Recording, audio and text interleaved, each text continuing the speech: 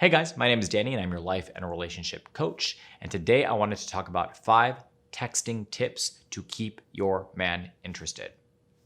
Obviously, now we live in a world of technology, right? So everything revolves around our phone, revolves around our iPhone, our Android. A majority of our communication is now via technology. Dating is via technology with dating apps. There's a lot more long distance relationships happening now that we have tools that we can utilize like Skype and Zoom. The world is becoming more technology driven. So how do we utilize this technology? How do we utilize our phones to be able to keep our partners interested in us and keep them attracted and keep them continuing to come back for more? That's what I wanted to talk about in this video. So I wanted to give you guys a few tips and recommendations in regards to how you can utilize your phone and texting to keep your man interested. The first one, and this is one of the major ones, is do not be so available. Don't always answer your phone the minute that he texts you. If he texts you and you're busy, don't stop what you're doing. Keep doing what you're doing and then come back to your phone later. Oftentimes I find that when people start dating, obviously I get it. There's the butterflies, the infatuation. You want to be around this person all the time. You want to talk to them all the time. But the reality of the situation is that you can't keep that up throughout the entirety of the relationship. That would be suffocating. So it's better to start to establish a strong routine, a strong foundation where you are able to step away from your phone. You're able to continue to do what you have to do and keep yourself as a priority instead of always bending over backwards for your partner or dropping everything that you're doing to respond to your partner right away. Because keep in mind, when you respond continually right away, every single time that he texts you, it's just an indication and shows that you don't really have much going on, You want to show them that you're independent. You want to show them that you have your own things going on. You have your own life going on. So wait a few hours to respond. Maybe wait until the end of the day to respond, really kind of depending on how busy you are and what's going on. Or just shoot them a really quick text and say, hey, hope your day's going well. Super busy. I'll text you later or I'll call you later. Just so they realize and they recognize that you got your own things going on and that you're not always going to be available for them whenever they want. And for a man, that strikes that chase intuition where they just want to kind of continue to fight for you and get you and conquer you in a way, right? Men are very goal oriented. So if they've already determined in their mind that they're going to win you over, they're going to get you, they will continue to strive for that goal until it happens. But do not make it too easy for them. Number 2, don't always initiate the conversation. Let him come to you. Let him initiate conversation. So often I find that women are so wanting to get validation from that man, from your man, that you constantly are initiating conversation just to be in constant contact with that person. Don't do that. Let them come to you. Let them ask you questions. Let them engage you. Let them show they are interested in you. Because then that puts you on the pedestal instead of putting them on the pedestal. And if you put them on the pedestal, then you are allowing yourself to give that power away. Don't do that. So again, don't always initiate the conversation, and that's the power of a cell phone. That's the power of being able to text people. If you're in a situation where you're at a dinner and you're face to face with somebody, you're going to have to engage, right? So there's going to have to be an exchange, an even balance of conversation. And we all know how awkward it can be if it's not that way, right? So like if you're the one that's constantly asking the questions and they're just kind of sitting there silently and only answering you and not really asking you any questions, that's not fun. That's not exciting. It's boring and it's just exhausting and it's awkward and it's uncomfortable. With text messages, there's kind of that barrier. There's that geographic distance between the two of you. So if he's not asking you any questions, that's okay.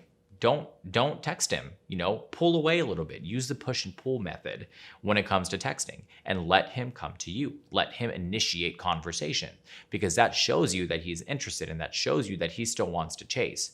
But if you're constantly engaging in conversation and you're always reaching out to him, there's no chase there. You're super available. Don't be available. Number 3, and this is a big one for me. Don't use emojis all the time. And I know that seems so dumb, right? But it's true. Overuse of emojis can just be annoying. It's kind of immature. It's kind of childish. And you want to show a level of emotional maturity. Now, that's not saying that every once in a while you can't send the kissy emoji, or, if you guys are having a little bit of a sexy talk, you can't send that emoji that has that kind of like look, you know exactly what I'm talking about. Use them every once in a while. Use them tastefully. But if you are using them consistently all the time, it's not conducive to a good quality conversation. Again, like I said, it's very kind of immature and very childish. So please refrain from using emojis too much. The fourth one is don't text too much, and this kind of goes into the same thing that I mentioned before in some of my videos, where if you're too available and you're suffocating your partner and you want to be around them all the time and you want to talk to them all the time, texting them all the time can be just as frustrating, right? They may have things that they're doing throughout the day. They may be busy. They may be working. They may be trying to be productive. And you constantly texting him all the time, there's an underlying feeling of pressure and responsibility to respond. And that is something that men find unattractive. Men are not the greatest at multitasking. I will be the first one to admit. Now, that's not saying that there aren't guys out there that don't know how to multitask, but for the majority of us, we kind of suck at it. So trying to stay busy and trying to stay focused on whatever it is we're doing, whether that's schoolwork, we're studying for a test, we're trying to, focus on our job at hand, and we're getting a series of text messages over and over and over and over again. What ends up happening is, in order to stay focused, we actively choose and make the decision to ignore the phone. And that classically conditions us to ignore messages more frequently. So don't text too often, right? It's more about quality conversation over quantity conversation. And the fifth and final one is don't be afraid to get sexual. Now, I'm not advising you to send nudes to your partner, right? That's not what I'm saying at all. Now, if that's what you want to do, that is your prerogative. You are more than welcome to do whatever it is that you want to do. And if it's something that you guys find to be exciting and fun and exhilarating, by all means, have at it. What I am saying is it's okay to insinuate certain things, right? That's kind of sexy. You leave a little bit of mystery and you're like, I can't wait to see you tonight. It's going to be so much fun. Like just little texts like that show them that you are still interested. But again, don't do it all the time, because that's going to strike up a man's imagination, and he's going to start thinking about all the things that you guys are going to be doing. And he's going to be thinking about, when he can come and see you. When is that going to happen? Is that going to happen again? Is that going to be a frequent thing? Like whatever the case may be, it's just kind of dropping those little hints and keeping him, in the game, and keeping him interested in you and keeping him chasing you, because you're showing him a different facet, a different side of your personality that he may not necessarily have known was there. So again, don't be afraid to get a little bit sexual. That is totally okay. If you like this video, please make sure you hit the like and subscribe button down below. I love having open dialogue with people. So if this is something that you related to, if this is something that you know somebody who can relate to this, or you feel like I may have missed something, please make sure you leave your comments down below. I love to read them, and I love to gain new perspective and maybe add certain things into my next videos. Maybe you just want to know a little bit more. You want to dive in a little bit deeper and get some more details. You can visit us at happilycommitted.com, where we have a multitude of different articles and blogs and videos related to this topic and many other topics as well.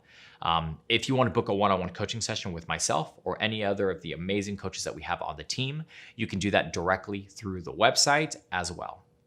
Again, my name is Danny. I'm your life and relationship coach. Hope you guys are staying happy and healthy, and I'll see you guys soon.